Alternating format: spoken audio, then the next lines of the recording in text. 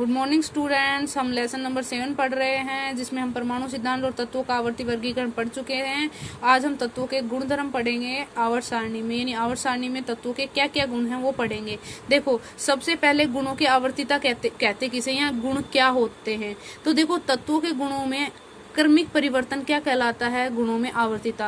अब समझ में नहीं आई लाइन क्या है, देखो समझते कैसे हैं इसको। देखो, आवर्त में हम क्या करते हैं, आवर्त में हमेशा हम चलेंगे बाएं से दाएं, और वर्ग में हमेशा कैसे चलेंगे, ऊपर से नीचे। ये ध्यान रख लेना, ये वर्ग का होता है, ये आवर्त का होता है।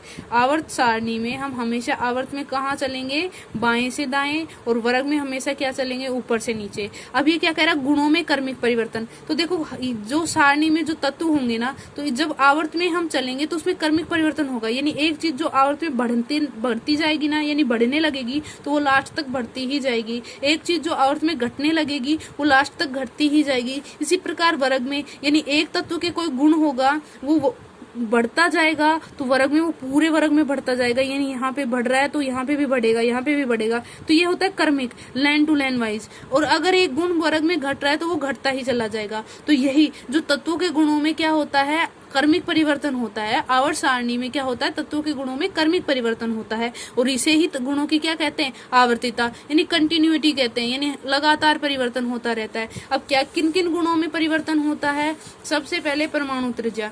परमाणु त्रिज्या में क्या होती है, बाह्यतम कोश में के इलेक्ट्रॉन में नाभिक के बीच की दूरी। देखो, कोई भी परमाणु होता है उसमें बाह्यतम कोश तो होता ही है, तो बाह्यतम कोश के इलेक्ट्रॉन और नाभिक के बीच की दूरी क्या कहलाएगी, परमाणु त्रिज्या। फॉर एग्जाम्पल, मान लो जैसे ये एक सोडियम का ले लेते हैं, सोडियम 11 होता है, तो इसका इलेक्ट्रॉनिक विन्यास क्या होता है भाई, पहले कोश में अधिकतम 2 आ सकते, दूसरे में 8 और तीसरे में भी 8 आते हैं, लेकिन हमारे पास एक ही है, क्योंकि 8 2 10 और 11 11 ही इलेक्ट्रॉन थे, क्योंकि जो परमाणु क्रमांक होता है वही इलेक्ट्रॉनों की संख्या और वही प्रोटॉनों की संख्या। तो अब अगर हम इसका आरेख बनाएंगे सोडियम का, तो पहली कक्षा, दूसरी कक्षा और ये तीसरी कक्षा। पहली कक्षा में कितने इलेक्ट्रॉन है, 2 इलेक्ट्रॉन है। दूसरी में कितने इलेक्ट्रॉन है, 8 इलेक्ट्रॉन। 8 इलेक्ट्रॉन ऐसे बनाने पड़ेंगे, 1 2 3 4 इस तरह 8 इलेक्ट्रॉन है। और तीसरी कक्षा में कितने इलेक्ट्रॉन है, 1 इलेक्ट्रॉन है। तो परमाणु के नाभिक से परमाणु के बाह्यतम कोश के इलेक्ट्रॉन के बीच की दूरी क्या कहलाएगी, परमाणु त्रिज्या। तो ये किसकी त्रिज्या आ जाएगी, सोडियम की। अब हाइड्रोजन की बात करें तो हाइड्रोजन तो एक ही होता है, इसका चित्र ऐसे बनेगा। तो ये इसका बाह्यतम कोश हो गया, और बाह्यतम कोश में यानी ये हो गया नाभिक, और ये हो गया बाह्यतम कोश का इलेक्ट्रॉन, यानी इनके बीच की दूरी, परमाणु के नाभिक से बाह्यतम कोश के बीच की दूरी क्या कहलाएगी, परमाणु त्रिज्या कहलाएगी। तो परमाणु त्रिज्या, वैसे भी परमाणु कैसा होता है, गोले के आकार का। गोले के आकार की त्रिज्या क्या डालते हैं, केंद्र से वो जो परिधि के बीच की दूरी क्या कहलाती है, त्रिज्या कहलाती है ना। उसी तरह ये भी केंद्र से बाह्यतम कोश के इलेक्ट्रॉन के बीच की दूरी क्या कहलाएगी, नाभिक से बाह्यतम कोश के बीच की दूरी क्या कहलाएगी, परमाणु त्रिज्या। अब परमाणु त्रिज्या में क्या होता है, आवर्त में कहाँ चलते हैं, बाएं से दाएं, हमेशा क्या होती है, घटती है। और वर्ग में क्या होता है, बढ़ती है। कारण क्या होता है, प्रभावी नाभिक आवेश। जितने भी गुण होंगे ना, घटेंगे या बढ़ेंगे, वो सब किसके कारण होंगे, प्रभावी नाभिकीय आवेश के कारण होंगे। तो प्रभावी नाभिकीय आवेश होता क्या है, पहले इसको समझ ले, क्योंकि ये अगर समझ लिया ना तो सारे अपने आप आ जाएंगे कि परमाणु त्रिज्या किस तरह घटती है। आगे भी जो गुण आएंगे, आयनिक त्रिज्या, वो सब पता चल जाएगा। तो प्रभावी नाभिकीय आवेश क्या होता है, देखो, प्रभावी का मतलब प्रभाव में नाभिकीय आवेश, यानी नाभिकीय आवेश प्रभाव में होता है। और नाभिक पे कौन सा आवेश होता है, पॉजिटिव आवेश होता है, क्योंकि नाभिक के अंदर प्रोटॉन होता है। तो प्रोटॉन पे कैसा आवेश होता है, धनावेश। तो जब वो प्रभाव में आ जाए, यानी वो कार्य करने लग जाए, वैसे तो वो वैसे ही बैठा रहता है, हमने कहा, क्योंकि इलेक्ट्रॉन तो हम जानते हैं, परमाणु में इलेक्ट्रॉन बाह्यतम कक्षा में चक्कर लगाता है, और अंदर कौन रहता है, प्रोटॉन और न्यूट्रॉन होता है। लेकिन ये क्या करता है, प्रोटॉन जो होता है पॉजिटिव होता है, ये धनावेशित होता है, और बाहर कौन चक्कर लगा रहा होता है, इलेक्ट्रॉन चक्कर लगाता है। तो ये भी इसको देख के कार्यरत हो जाता है, और क्या करता है, इसको अपनी तरफ आकर्षित करने की कोशिश करता है, अपनी तरफ खींचता है, क्योंकि हम जानते हैं विपरीत चार्ज एक दूसरे को क्या करते हैं,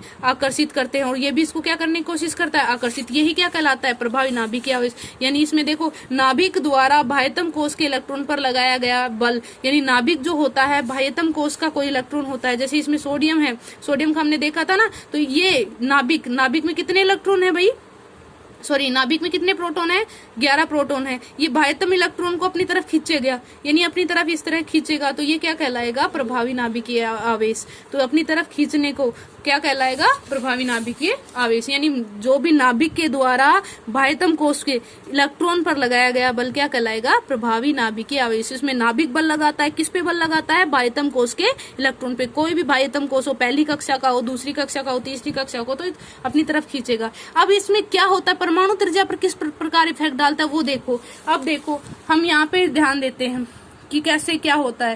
देखो प्रभावी नाभिकीय आवेश है, इसमें हाइड्रोजन है। आवर्त में हम कहाँ से जाते हैं? आवर्त में हम हमेशा क्या चलते हैं? बाएं से दाएं चलते हैं, यानी ऐसे चलते हैं। तो हमें क्या पता है? बाएं से दाएं चलते हैं तो एक इलेक्ट्रॉन बढ़ता है। देखो हाइड्रोजन के पास एक इलेक्ट्रॉन था, आवर्त में चले 2 इलेक्ट्रॉन आ गए। हीलियम के पास कितने इलेक्ट्रॉन है? 2 इलेक्ट्रॉन है। अब यहाँ पे 1 इलेक्ट्रॉन है और यहाँ पे कितने इलेक्ट्रॉन है? 2 इलेक्ट्रॉन। तो दोनों में यही है, यानी इनका जो हम आरेख बनाएंगे तो इस तरह का बनेगा, हाइड्रोजन और हीलियम का। अब देखो, अब हाइड्रोजन और हीलियम का आरेख बन गया। अब यहाँ पे कितने में है? 1 और यहाँ पे कितने हैं? 2।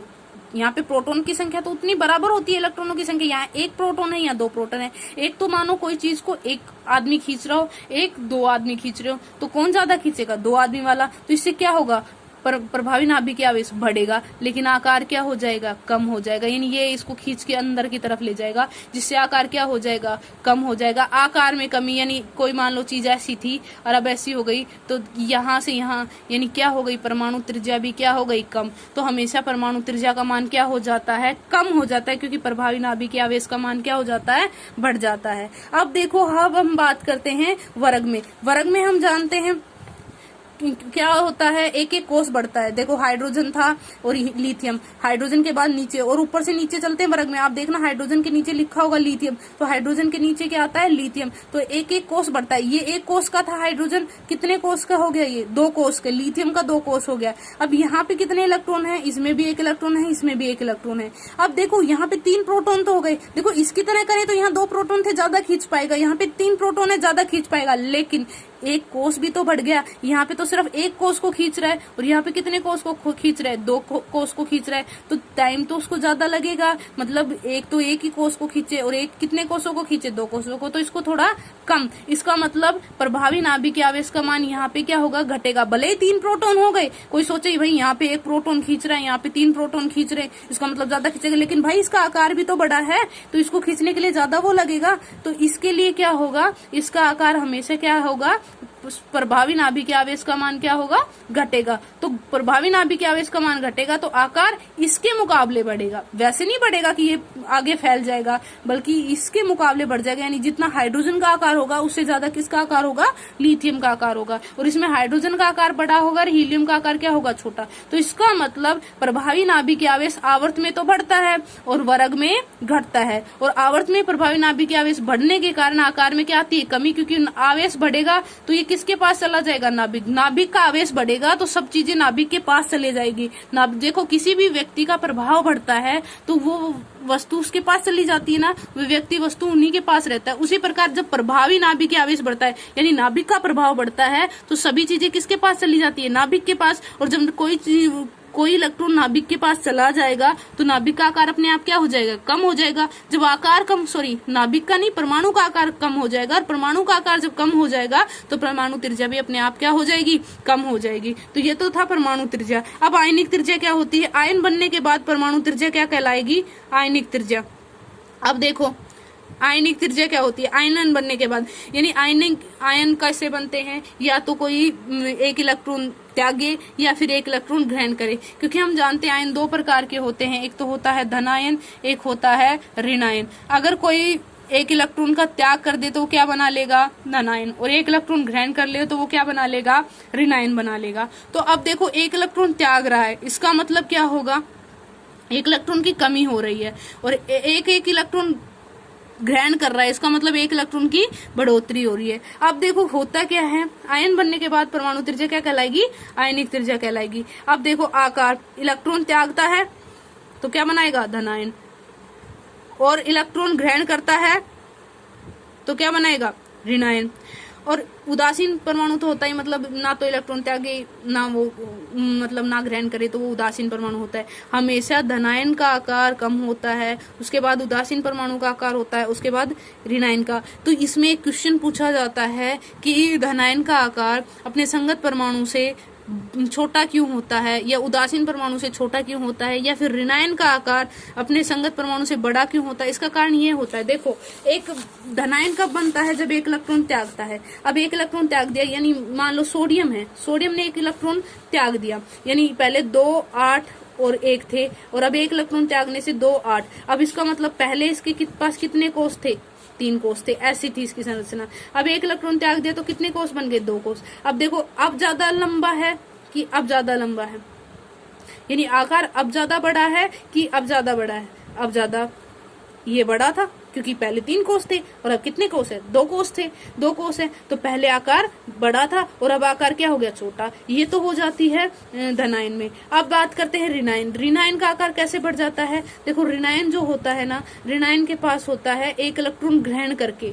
ऋणायन कब बनता है, जब इलेक्ट्रॉन ग्रहण करता है। ऋणी हो जाता है क्योंकि किसी से कुछ लेगा तभी तो ऋणी होता है, तो अब वो ऋणी हो गया, ऋणी हो गया। तो अब देखो, क्लोरीन की बात करते हैं, 2, 8 और 7 बनता है, तो इसके यहाँ पे 2 इलेक्ट्रॉन हो गए, ये 8 इलेक्ट्रॉन हो गए, यहाँ पे कितने इलेक्ट्रॉन हो गए, यहाँ पे 7 इलेक्ट्रॉन, तो 1 इलेक्ट्रॉन और ग्रहण कर लिया। अब यहाँ पे कितने इलेक्ट्रॉन हो गए, 2, 8 और 8, यानी 18 वाला बन गया।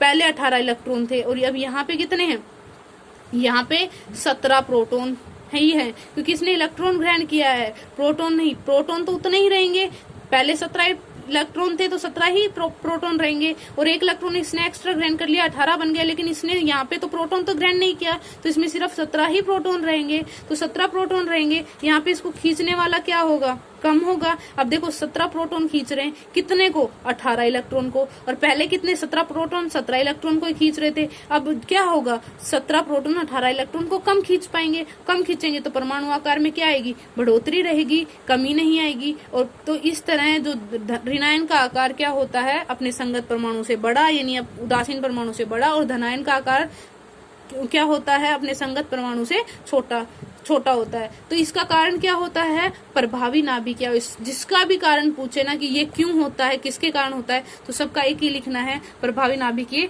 आवेश। आज के लिए बस इतना।